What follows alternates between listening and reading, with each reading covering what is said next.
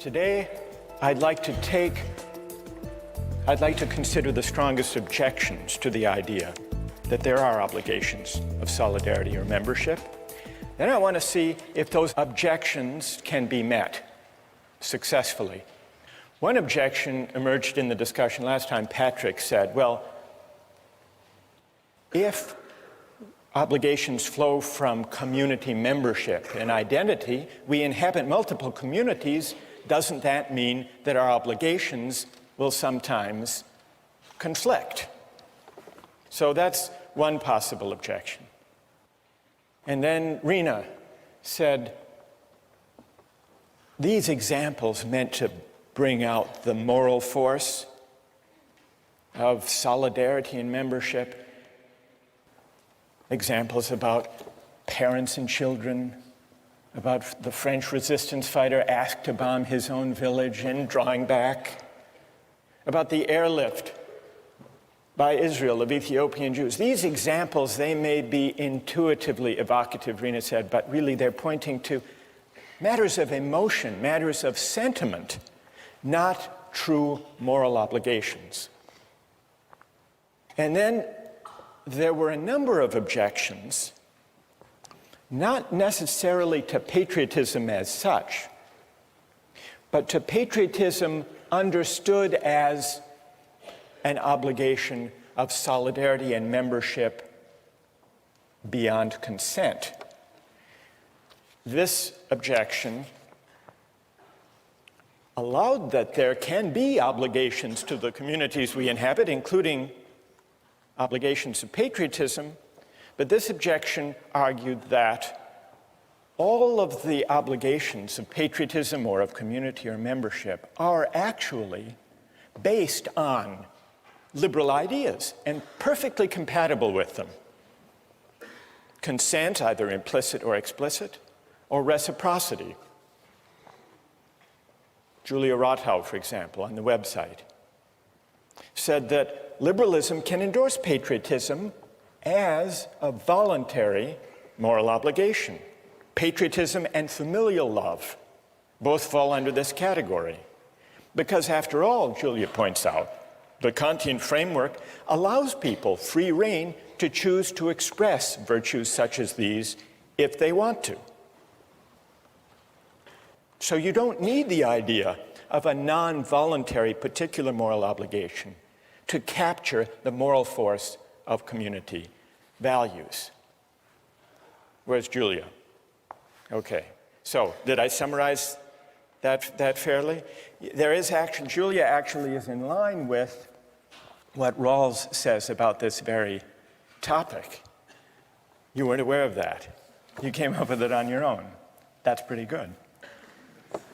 Rawls says, when he's discussing political obligation, he says it's one thing if someone runs for office or enlists in the military. They're making a voluntary choice. But Rawls says there is, I believe, no political obligation, strictly speaking, for citizens generally, because it's not clear what is the requisite binding action and who has performed it. So Rawls acknowledges that for ordinary citizens, there is no political obligation except insofar as some particular citizen willingly, through an act of consent, undertakes or chooses such an obligation. That's in line with Julia's point. It's related to another objection that people have raised, which is it's perfectly possible to recognize particular obligations to one's family or to one's country, provided honoring those obligations doesn't require you to violate any of the natural duties or requirements of universal respect for persons, qua persons. So that's consistent with the idea that we can choose, if we want to express a loyalty to our country or to our people or to our family, provided we don't do any injustice within the framework, acknowledging the priority, that is, of the universal duties. The one objection that I didn't mention is the view of those who say that obligations of membership really are a kind of collective selfishness. Why should we honor them? isn't it just a kind of prejudice? So what I'd like to do, perhaps if those of you who have agreed, who wrote and who have agreed to press these objections, perhaps if you could gather down all together, we'll form a team as we did once before, and we'll see if you can respond to those who want to defend patriotism conceived as a communal obligation. Now, there were a number of people who argued in defense of patriotism as the communitarian view conceives it. So let me go down now and join the critics of communitarianism, if there's a microphone that we could use somewhere. Okay, thanks, Kate. Who, as the critics of patriotism, communal patriotism, gather their forces here? Patrick, if you want to, you can join as well, or Rena. Others who have spoken or addressed this question are free to join in. But I would like to hear now from those of you who defend patriotism and defend it as a moral obligation that can't be translated back into purely consent-based terms, can't be translated into liberal terms. Where's A.J. Kumar? A.J., everybody seems to know you. All right, let's hear from A.J. You said, in the same way I feel I owe more to my family than to the general community, I owe more to my country than to humanity in general. Because my country holds a great stake in my identity, it is not prejudice for me to love my country, unless it is prejudice for me to love my parents more than somebody else's. So, AJ, what would you say to this group? Stand up.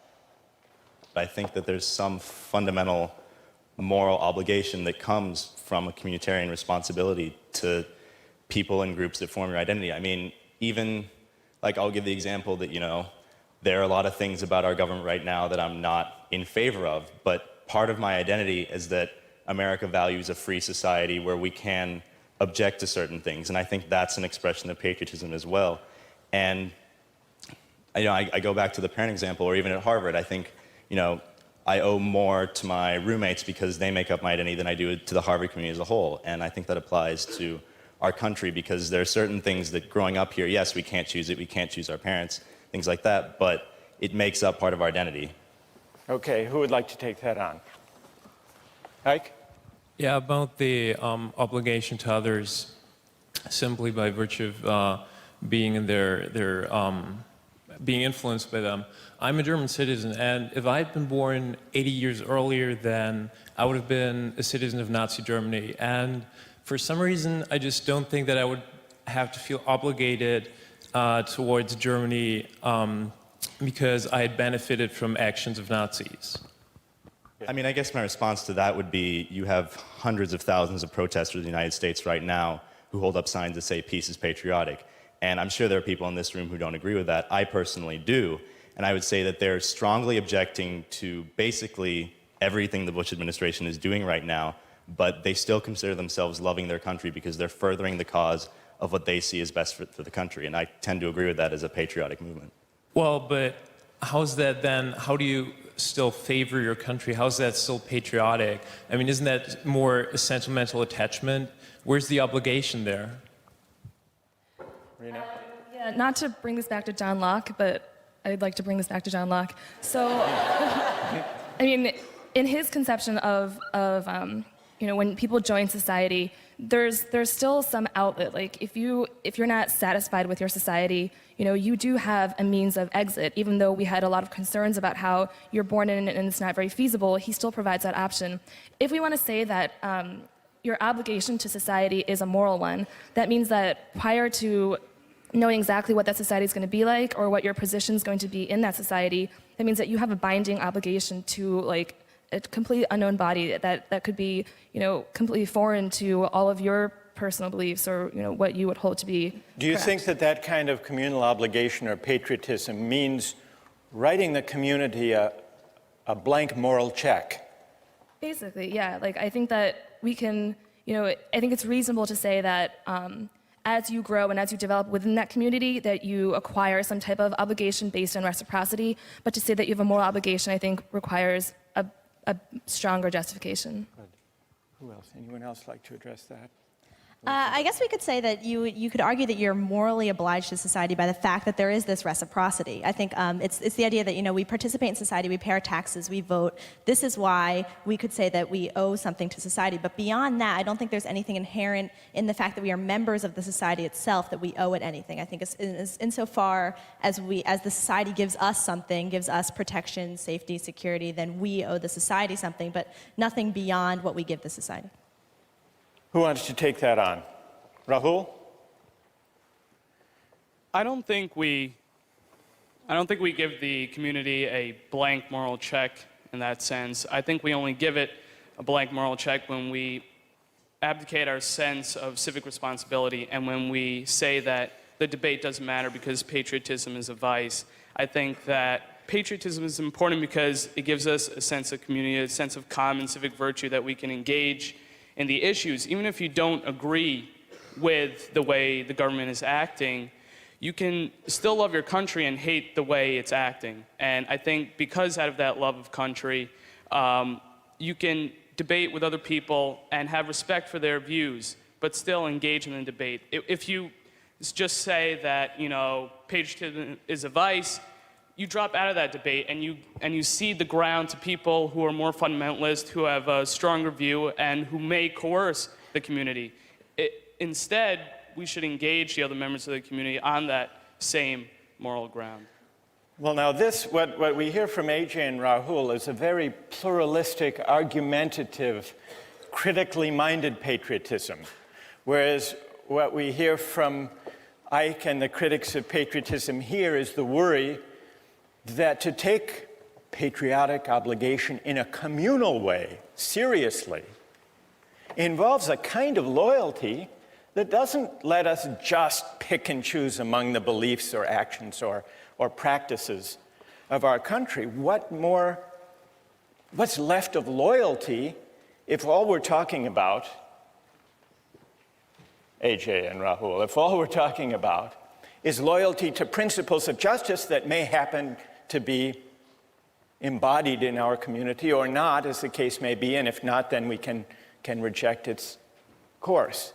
I don't know, I've sort of given a reply. I got carried away, I'm sorry. Who would like?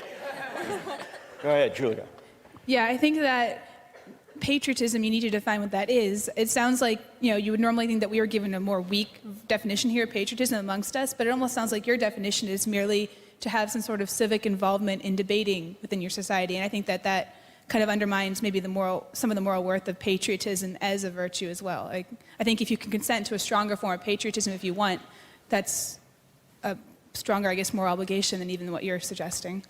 What we really need to sharpen the issue is an example from the defenders of communitarianism of a case where loyalty can actually compete with and possibly outweigh universal principles of justice. Isn't that's the test they really need to meet, isn't it? All right, so that's the test you need to meet, or any among you who would like to defend obligations of membership or solidarity independent of ones that happen to embody just principles. Who has an example of a kind of loyalty that can and should compete with universal moral claims, respect for persons? Go ahead. Yeah, if I were working on an EC problem set, for example, and I saw that my roommate was cheating, that might be a bad thing for him to do, but I wouldn't turn him in. You would not turn him in? I wouldn't turn him in, and I think that I would argue that's the right thing to do because of my obligation to him. It may be wrong, but that's what I would do, and I think that's what most people would do as well. All right, now there's a fair test. He's not slipping out by saying he's invoking in the name of community some universal principles of justice. What's your name? Stay there. What's your name? It's Dan. Dan? So what do people think about Dan's case? That's a harder case for the ethic of loyalty, isn't it? But a truer test? How many agree with Dan? So loyalty, Dan, loyalty has its partisans. How many disagree with Dan?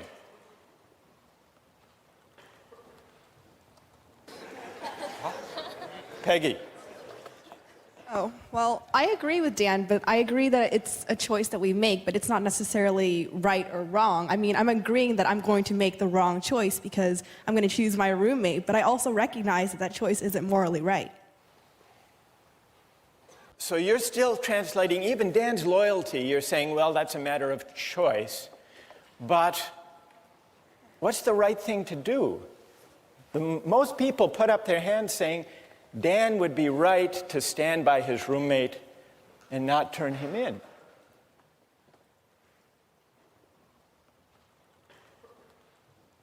Yes, go ahead. Also, I think as a roommate, you have insider information, and that might not be something you want to use. That might be something unfair to hold against.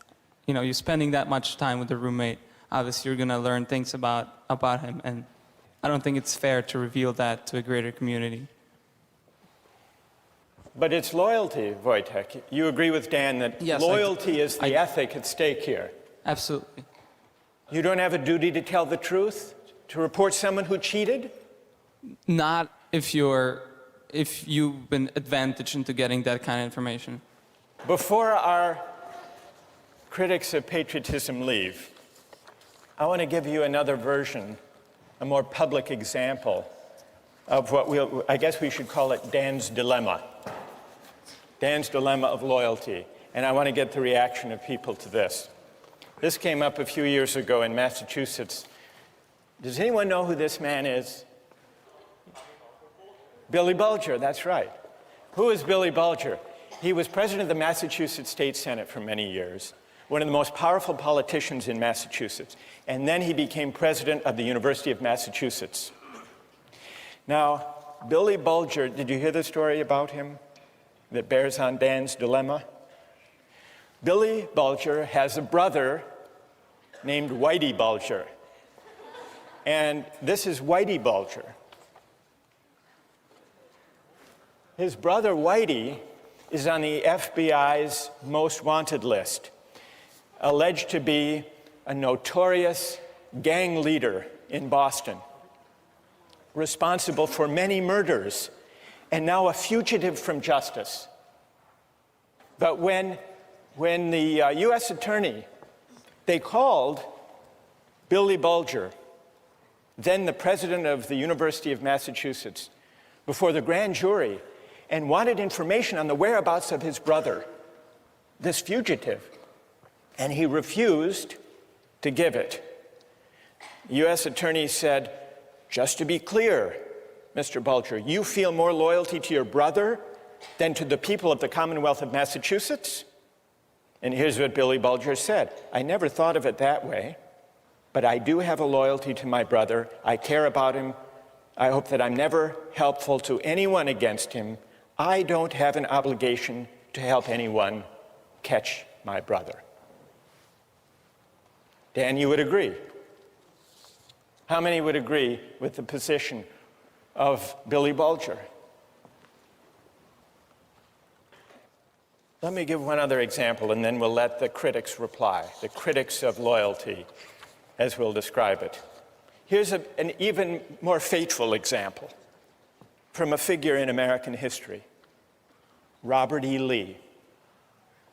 Now, Robert E. Lee, on the eve of the Civil War, was an officer of the Union Army.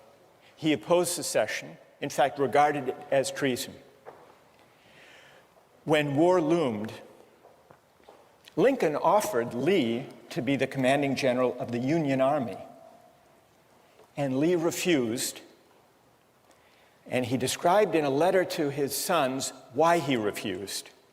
With all my devotion to the Union, he wrote, I have not been able to make up my mind to raise my hand against my relatives, my children, my home.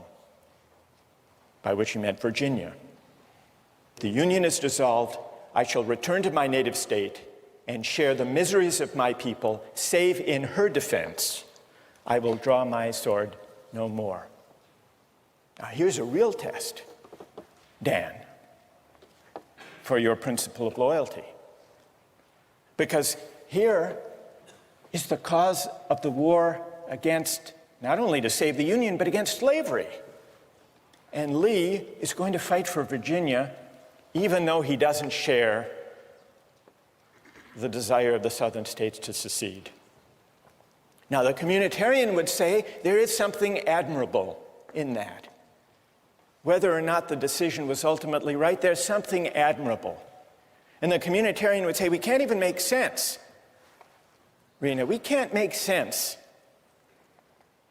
of Lee's dilemma as a moral dilemma unless we acknowledge that the claim of loyalty arising from his sense of narrative of who he is a moral, not just sentimental, emotional tug. All right, who would like to respond to Dan's loyalty, to Billy Bulger's loyalty, or to Robert E. Lee's loyalty to Virginia? What do you say, Julia?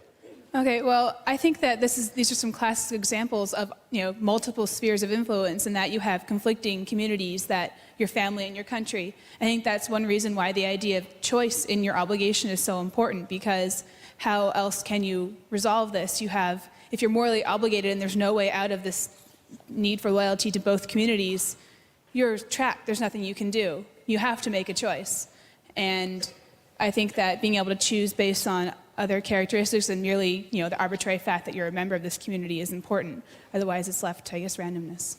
Well, Julia, the issue isn't whether Dan makes a choice or Billy Bulger or Robert E. Lee. Of course they make a choice. The question is on what grounds, on what principle should they choose? The communitarian doesn't deny that there's a choice to be made. The question is which choice, on what grounds, and should loyalty as such weigh? Andre, now you want to.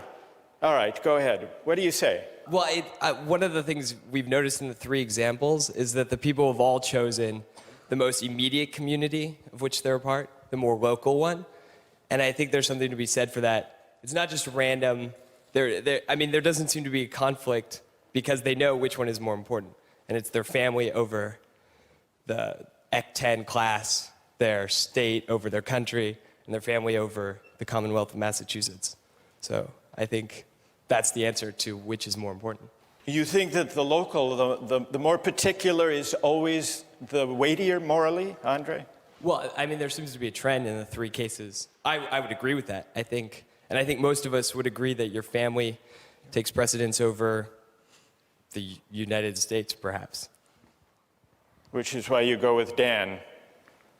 Dan, yes. Loyalty to the roommate over Ec 10 and the truth. Yeah, exactly. I would, because truth-telling, not the truth of Ec 10. Yes. All right, so we understand. Yes. But on the same example, in terms of family, you had cases in the Civil War where brother was pitted against brother on both sides of the war, where they chose country instead of family. So I think the exact same war shows that different people have different means of making these choices, and that there is no one set of values or one set of morality that communitarians can stick to. And personally, I think that's the biggest problem with communitarians, that we don't have one set of standard moral obligations. And tell me your name. Samantha. So Samantha, you agree with Patrick's point the other day, that there may be, if we allow obligations to be defined by community identification or membership, they may conflict, they may overlap, they may compete, and there is no clear principle. Andre says there's a clear principle, the most particular. The other day, Nicola, who is sitting over here, where's Nicola, said the most universal. You're saying, Samantha, the scale of the community as such can't be the decisive moral factor. So there has to be some other moral judgment. All right, let's let our critics of communal patriotism, let's express our appreciation and thank them for their having stood up and responded to these arguments, defined the issue. Let's turn to the implications for justice of the positions that we've heard discussed here. One of the worries underlying these multiple objections to the idea of loyalty or membership as having independent moral weight is that it seems to argue that there is no way of finding principles of justice that are detached from conceptions of the good life as they may be lived in any particular community. Suppose the communitarian argument is right. Suppose the priority of the right over the good can't be sustained. Suppose instead that justice and rights unavoidably are bound up with conceptions of the good. Does that mean that justice is simply a creature of convention, of the values that happen to prevail in any given community at any given time? One of the writings we have among the communitarian critics is by Michael Walzer. He draws the implications of justice this way. Justice is relative to social meanings. A given society is just if its substantive life is lived in a certain way, in a way that is faithful to the shared understandings of the members. So Walzer's account seems to bear out the worry that if we can't find independent principles of justice, independent, that is, from conceptions of the good that prevail in any given community, that we're simply left with justice being a matter of fidelity or faithfulness to the shared understandings or values or conventions that prevail in any given society at any given time. But is that an adequate way of thinking about justice?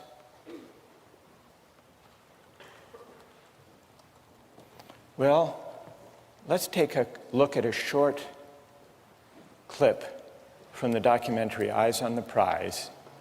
It goes back in the 1950s in the South.